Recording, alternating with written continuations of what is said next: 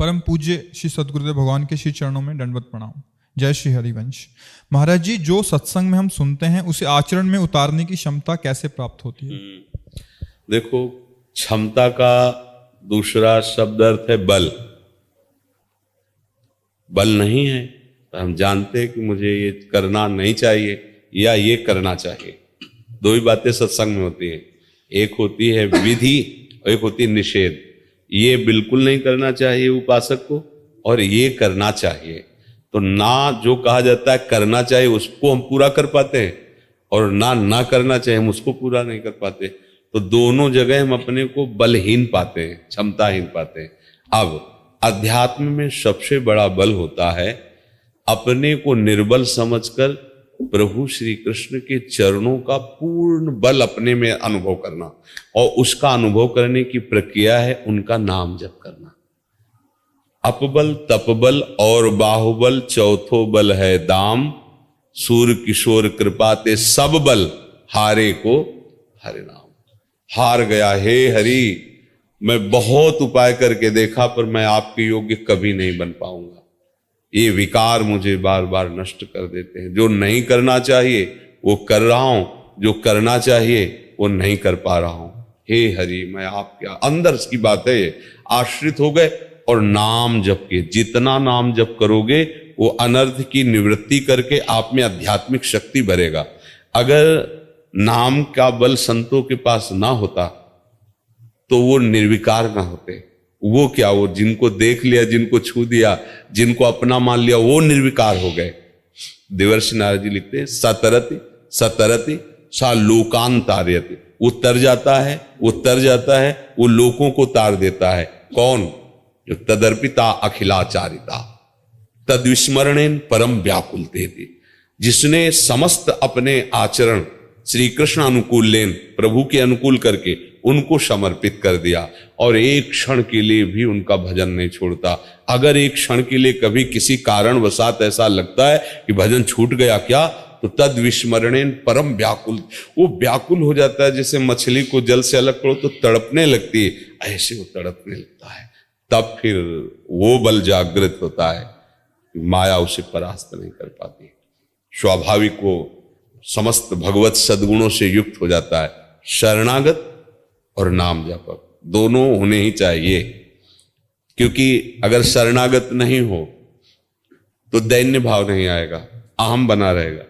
और अहम से युक्त होकर नाम जप करने पर स्वाद नहीं मिलेगा, बल का अनुभव नहीं होगा, क्योंकि अहम बल है।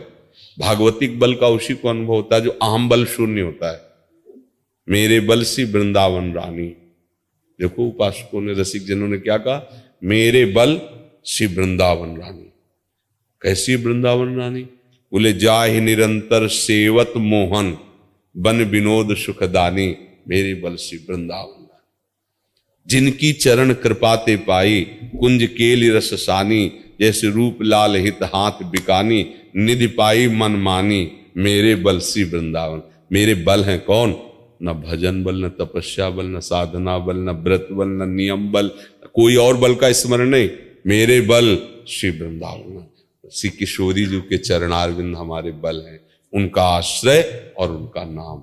बस ये दो बात अगर जीवन में पकड़ ली जाए तो वो समस्त विकारों पर विजय प्राप्त करके प्रभु को प्राप्त कर लेगा। आज तक के समस्त महात्माओं के जीवन में खास दो ये बातें रही, भगवान के चरणों की अनन्यता और निरंतर भजन।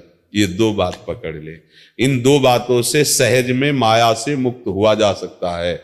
और सबसे कठिन यही दो बात है। अहंकार पूर्ण भगवान की शरण नहीं होने देता, कहीं ना कहीं कुछ ना कुछ वो क्यों में लगाकर प्रभु से अलगाव बनाए रखता है, और दुनिया का चिंतन, प्रपंच का चिंतन, निरंतर भजन नहीं होने देता। यही तो साधना की बाधाएं है, इसी को साधना के द्वारा तो हटाना है। ऐसा चिंतन करना है कि प्रभु श्री कृष्ण के सिवा, प्रिया प्रीतम के सिवा कुछ याद ना रह जाए, कुछ याद ना रह जाए, ऐसा अभ्यास करना है। मुरारी पादार्पित चित्तवृत्ति, बार बार बार बार उनका नाम जप, और हर जगह चाहे विपत्ति हो चाहे संपत्ति हो, दोनों जगह अपने श्री कृष्ण का कृपा विधान देखना है। अगर आज हमारे पास व्यवस्था नहीं है, बड़े दुख आ रहे हैं, तो कोई ना कोई मंगल विधान कृष्ण कर रहे हैं।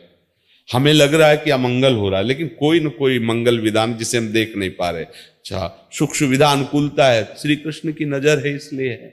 दोनों बातों में भक्त अपने आराध्य देव को कहीं अहंकार का पोषण नहीं करता, मैं बहुत तपस्वी हूं, मैं भजनानंदी हूं, मैं भक्त हूं इसलिए मेरे पास ऐसा है, और मैं आपका भजन करता हूं फिर ऐसी विपत्तियां क्यों, ऐसा दुख क्यों। ये जब आवे तो समझ लेना अहंकार अभी है। अहंकार के कारण ही इन दोनों में विपरीत भावना आती है। नहीं तो शरणागत का लक्षण है श्री कृष्ण अनुकूल लेन।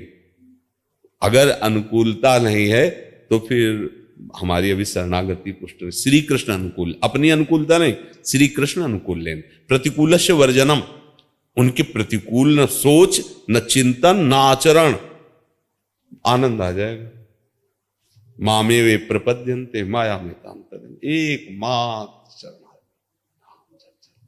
बस। दुनिया की बात समझनी नहीं, अपनी बात किसी को समझानी नहीं, किसी की बात हमें समझनी नहीं, क्योंकि ऐसी समझ आती है कि ये सब फिर भूल जाओगे जो बात हो रही। कहे ना अपनी और सुने न किसी की। सुने न काहू की कही और कहे ना अपनी बात। नारायण वा रूप में मगन रहेगा, अपने प्रभु से मतलब है।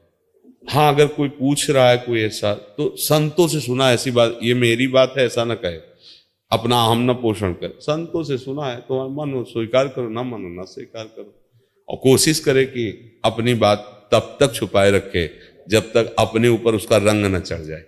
जैसे दूसरों को उपदेश करने की तभी बात लागू होती जब आपने खा लिया है, चख लिया, स्वाद ले लिया, तो आप बोलो आपके स्वाद तो सुरक्षित है ना, वो घटेगा नहीं।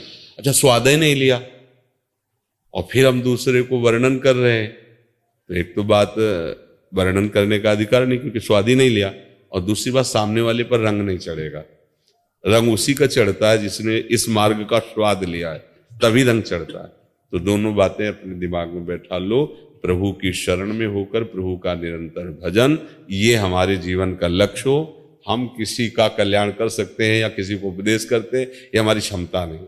भक्तजन परस्पर भगवान की चर्चा करके आनंदित होते हैं, उसमें कोई छोटा बड़ा नहीं होता। जैसे हम आपसे चर्चा कर रहे हैं, आप प्रश्न करता हो, इधर से उत्तर होता, प्रश्न भी श्री कृष्ण कराने वाले और उत्तर भी श्री कृष्ण दान देने वाले, तो बोधयंता परस्परम, परस्पर जो चर्चा हो रही ये हमारी भक्ति का वर्धन करने वाली, आनंद करने वाली। ना प्रश्न करता छोटा है, ना उत्तर देने वाला बड़ा है, नहीं, दोनों के मुखों से प्रश्नकर्ता की भी हृदय में बैठकर वही और उत्तर देने वाले की भी हृदय में, ऐसे भक्त आनंद लेता है। वो ये नहीं समझता कि मैं उपदेष्टा हूं और ये थोड़ा हमसे कम इसलिए प्रश्न करता है और ये उपदेश को स्वीकार करेंगे। जहां ऐसी भावना आई तो फिर ये बात हट जाएगी, अमानिना मान देना, कीर्तनी या सदा हरि। और जहां मान आया बस परमार्थ गया, परमार्थ पकड़ भी नहीं आएगा। मान जिसके अंदर आ गया परमार्थ पकड़ में नहीं।